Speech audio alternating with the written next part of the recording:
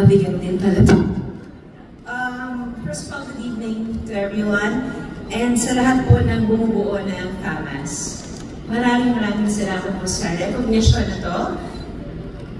Though wala naman po talagang makakapalit sa nag-iisang Nora Honor.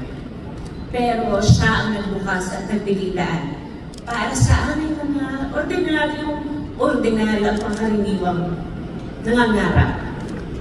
Dahil sa kanya, nabigay po kami ng pag-asa. Salamat po sa recognition na to.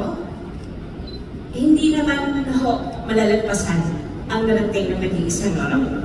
Sapat na sa akin na nagawaran ako ng may pangalan ng nag-iisang superstar. Maraming salamat.